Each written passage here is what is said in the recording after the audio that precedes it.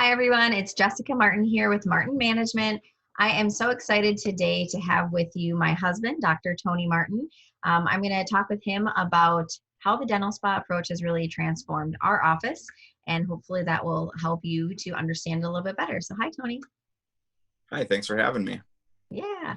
Okay, so we started the dental spa approach probably 5 years ago now. Can you tell the audience a little bit about where the practice was at when we started it and maybe talk a little bit generally about how it's evolved the practice?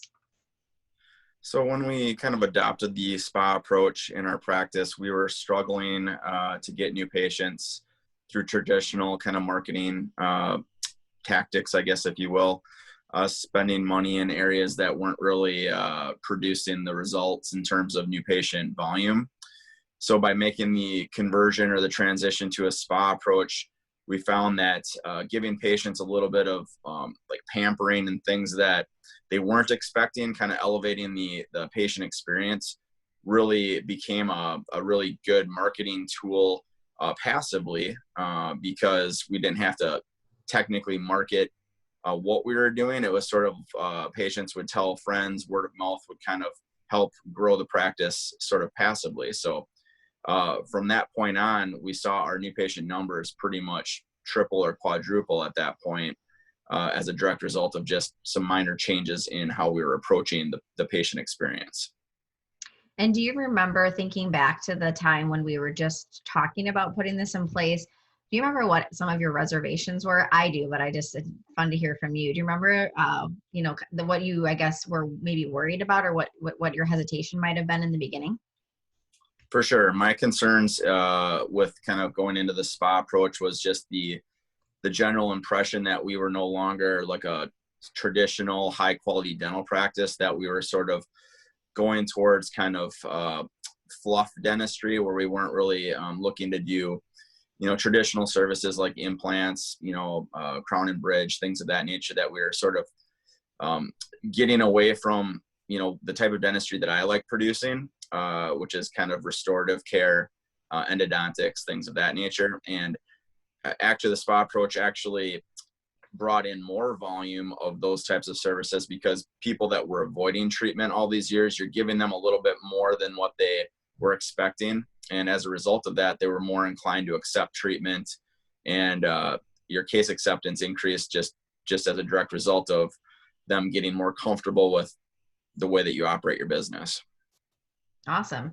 So I know that I'm sitting in front of a fountain, so there's a little bit of the aesthetics of the office that we can do little things that can really make it feel more calm and comfortable. But I also want doctors to know that it doesn't need to feel like a full-fledged spa, and you don't have to transform your office in terms of gutting it and rebuilding or building a brand new building to make this approach work.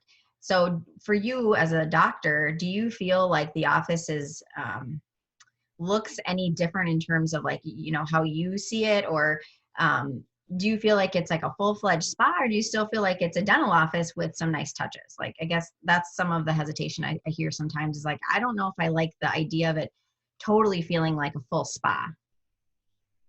Exactly. So the way that we sort of converted our practice was not, as you mentioned, gutting anything. We literally just kind of tweaked the decor, infusing essential oils through the environments in the office, changing some, minor things as far as, window treatments, etc. Maybe some minor tweaks to, a few decor items, but overall it's a dental office with some minor improvements to kind of give it a bit more of a homey feel rather than a clinical, sterile kind of environment. I feel like just some minor tweaks with those types of things really kind of help the patient feel like they're not walking into an OR. It's more, more homey. I think that makes a huge difference. Okay. So can you imagine if we hadn't done the dental spa approach, where the office would be now? I think, well, I would like to think we would still be successful, but truthfully, we'd probably still be struggling to a degree. You can be a good dentist only gets you so far, unfortunately, in this business. And I feel like elevating the patient experience really is going to be a game changer for most any office that's looking to try to grow, because truthfully, patients don't really care as much about the quality that they're getting. They of course do care about quality, because who doesn't? But being a really excellent clinician, it only gets you so far in this business. And I feel like giving patients a bit more than they were expecting and just kind of elevating the experience really is how you're going to grow in a different direction, and grow in quality, not in quantity. Well, yeah, because patients unfortunately don't know clinically how great you are, because they don't really know what a good restorative procedure ends up looking like versus a not great one. They just know how they feel and how they, what the experience was like. And so I think you nailed it on the head there. Awesome. Well, thank you so much, Tony, for joining me today and sharing with our audience a little bit more about the dental spa approach for our practice. Have a great Thank day. you. Yeah, you too.